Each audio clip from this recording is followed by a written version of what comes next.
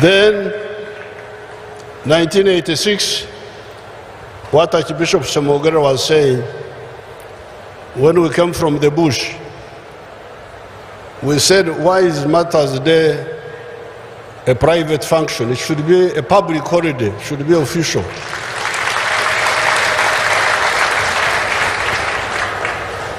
Because they used to wait for the weekend. It refreshes our way of being Christians. If you look around, look on the hills, see the multitude of people, what comes to our mind? If not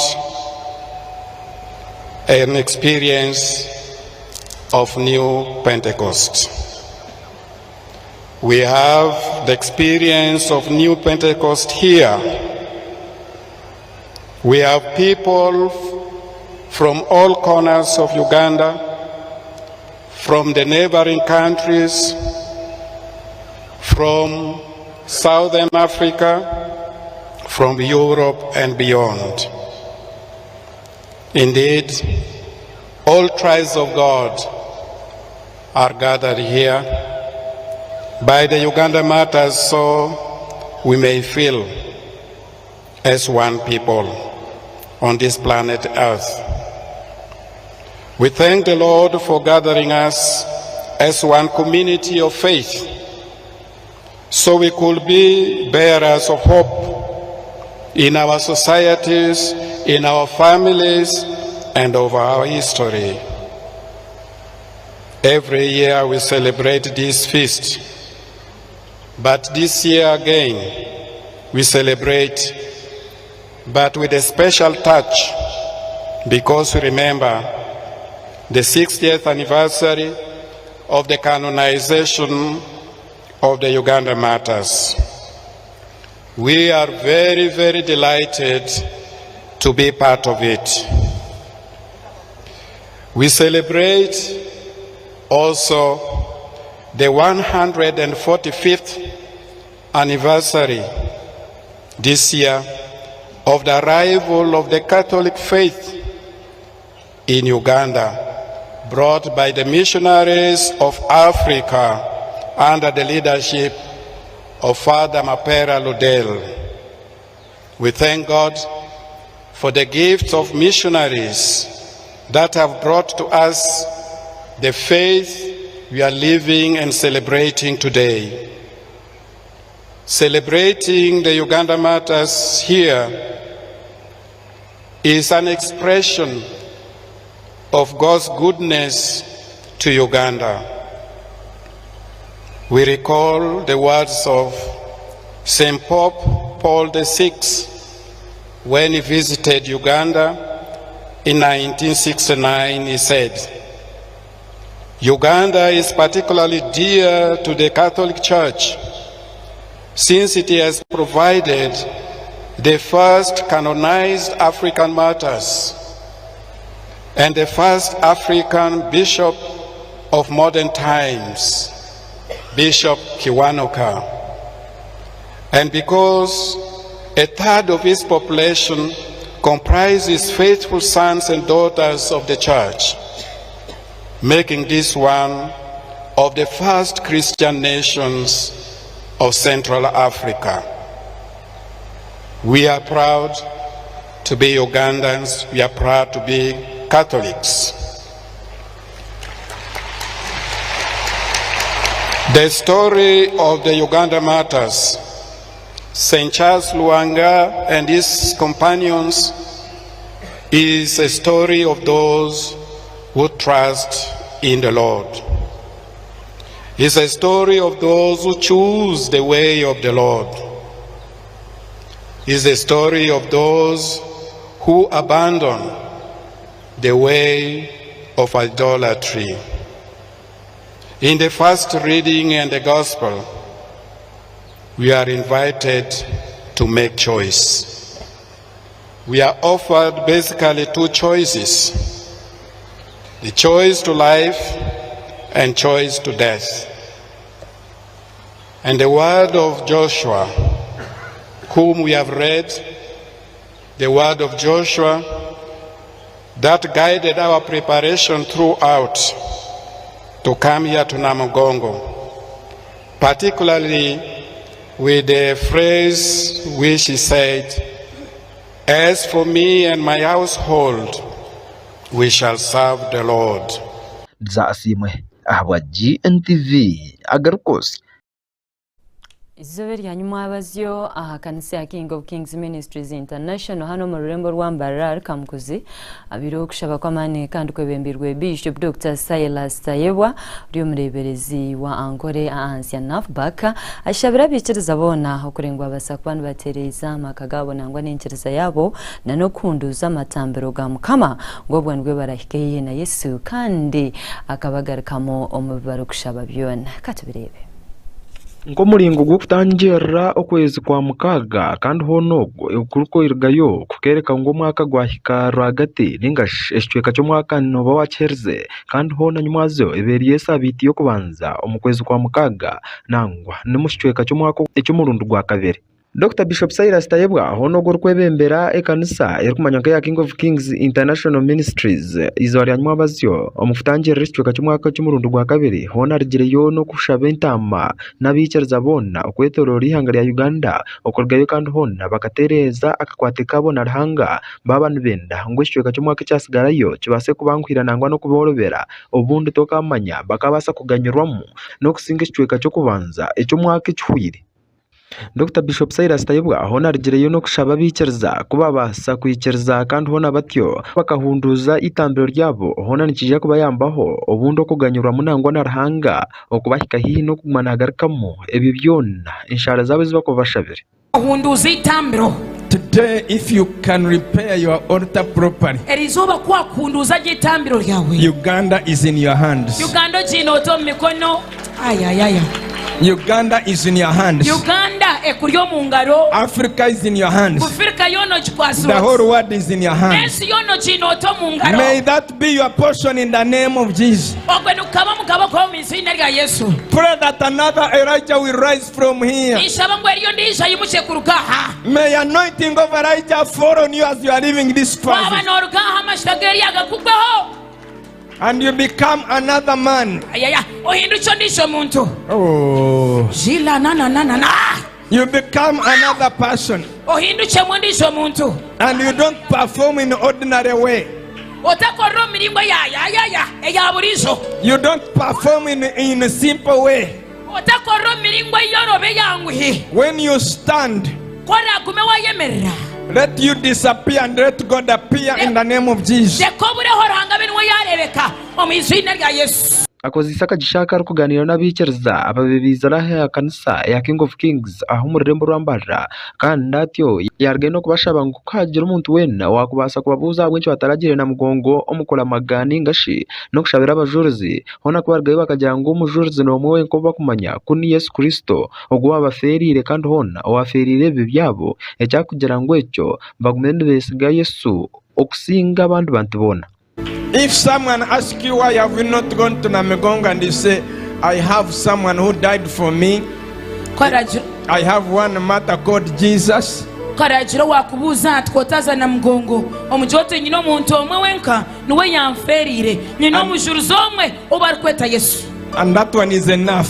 kandi otoko omujuruzi wenka I can find him even in Kamukuzi here. na no muri Kamukuzi ni mshangayo I can find him at home. na no mukani mshangayo. May that shepherd of yours Ogo murisa wawe be your dwelling place. na akabo butaho bwawe.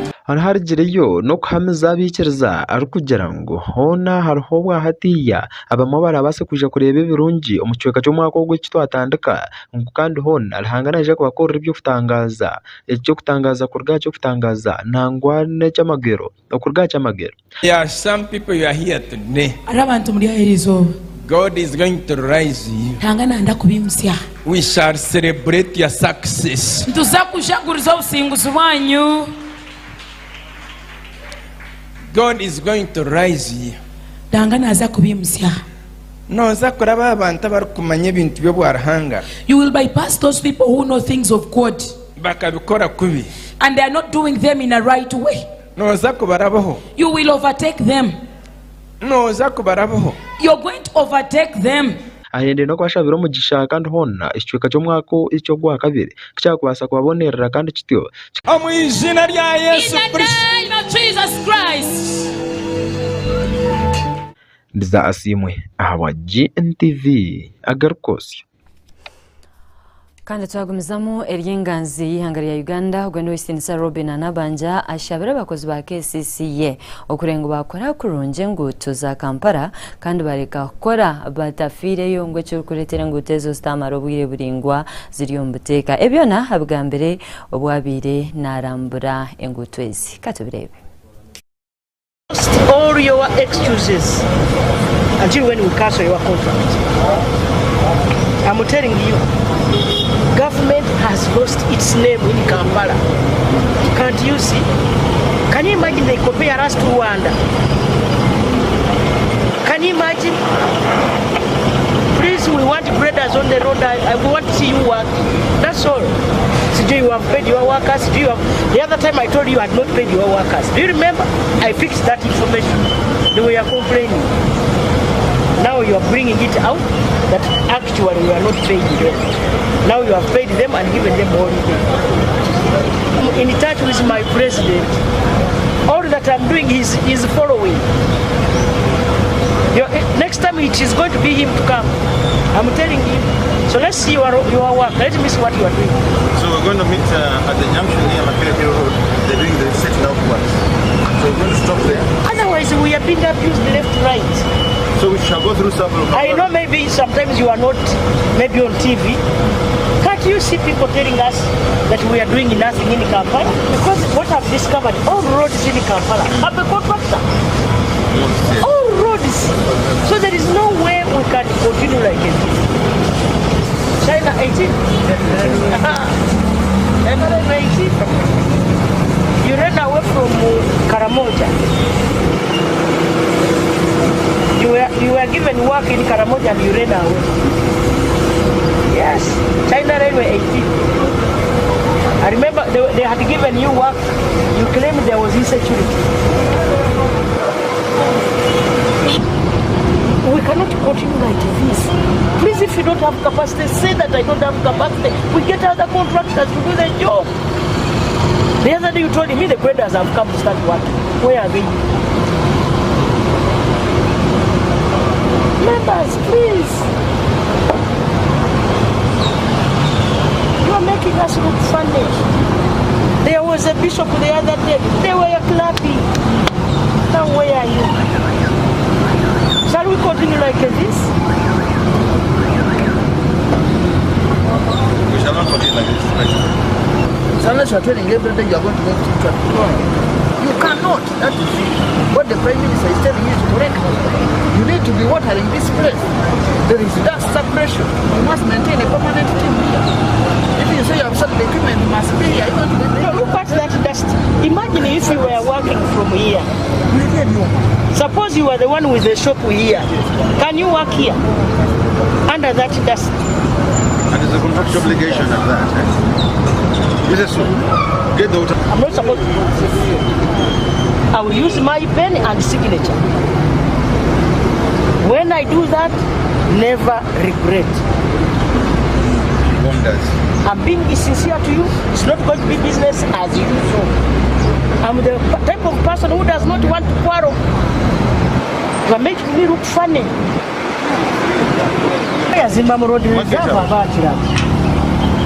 Maybe what we can do, tujja kola ngoli mzee bamuwe sente za kyongerero.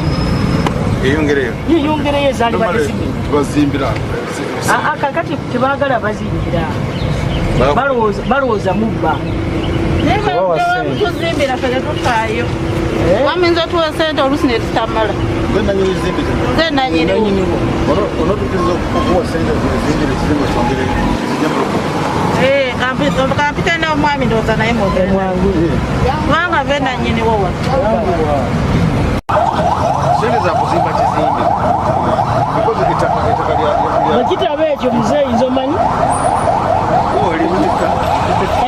Minister, Prime Minister. kakati esente eziriwo ku kkubo kuno eziriwo za kusasula baita compensation waliwo za kwongerayo emabega wazimba mukubo asobola okuyisa okuba twagala libe nga likwala layini kubanga jamu nyingi wano layini 3 zijja kuba layini 3 ezitwala emmotoka kuba banno gye bali olaba bali gye bali olisakootukweyongera ogaana nga tuleeta abasirikale nga tukumenya yampaka naye mu mirembe tubadde twagala bajje bakuyambe bakizimbe ate kakati ffe tujja kusasula bagenda kwongerayo ekizimbe kyo nga bwe kibadde nga bwolaba kiri kyongere mabega tujja kyongerayo kyampaka tujja kyongerayo kubanga wakizimba mu kkubo namaze okuwandikira IGG kubanga enda obateeka ku bunkeeke namwesi mugikowe n'ogikowe namaze okuwandikira minisita w'e Kampala those are how many letters ate nga mpandise n'ebirala Ndiza asimwe ahawa GNTV agarukosya wabare mnonga Desire ikiriza tumure ntugaruka n'ekiweka kya kabiri ekyagarukosya utakaragaho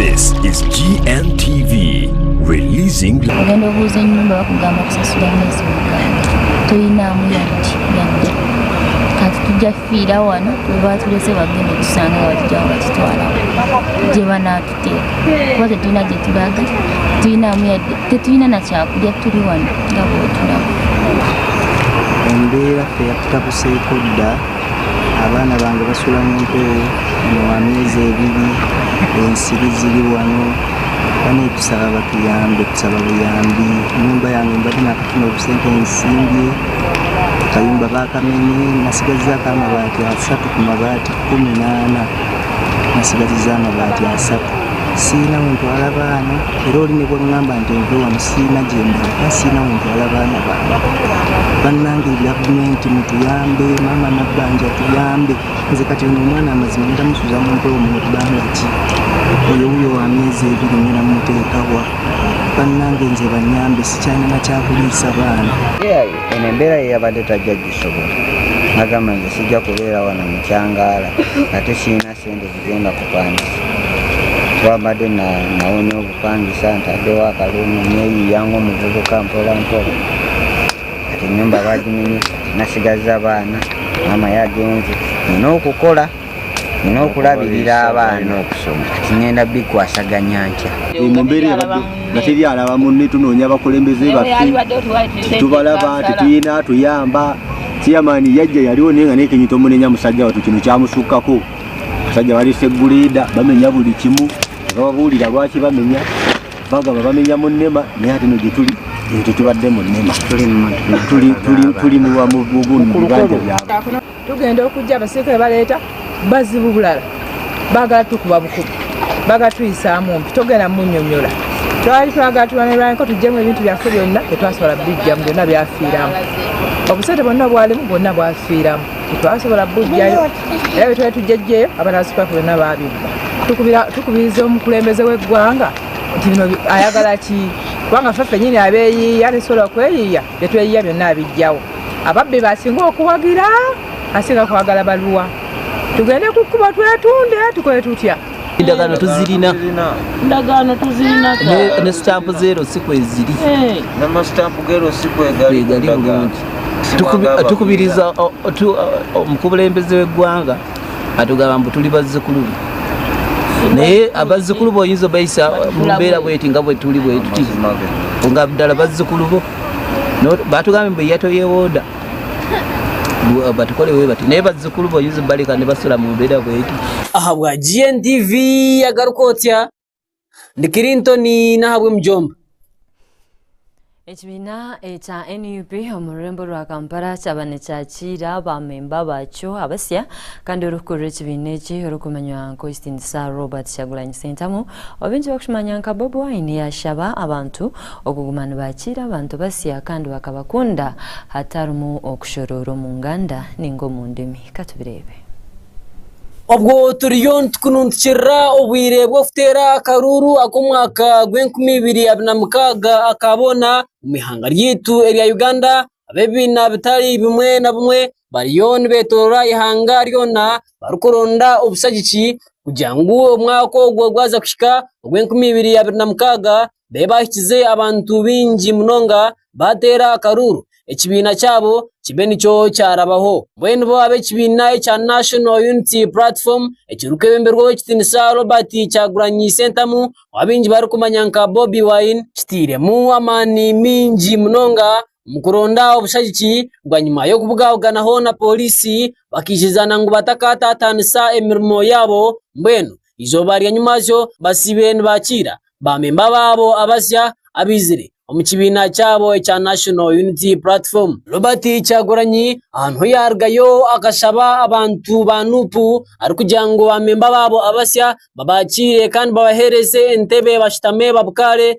ngo ekibiina cyabo nicyakira kandi nikirungi buzima nicyo cy'urukwenda ko imbere ihanga rya Uganda umwaka gw'2026 agagumizamu akashaba ngo abo bona bamemba babo abaye barigire mu kibiina ngo kubaragarice babakire nko kubari ngo kandi nibiza no kubateza ekirahiro gundi murundi era bamu batukiride abala batukidde bakulembeze banange nga bagala okomawo tubaniriza naye ate bwe tuba okomawo ku mulundi guno yes fe emiryango gyaffe giba migule nebo okomawo ku mulundi guno okomawo nga membo wa bulijjo tokomawo na mayinja ge wagenda nago kubanga gamayinja oba wageyambula bwemba nkuwadde example ya bakatuliki bw'oba wagenda oli bishop okomawo ng'omukatuliki owa bulijjo in fact oyongera n'okwatula twongera tukusomesa ne katekisimu bupya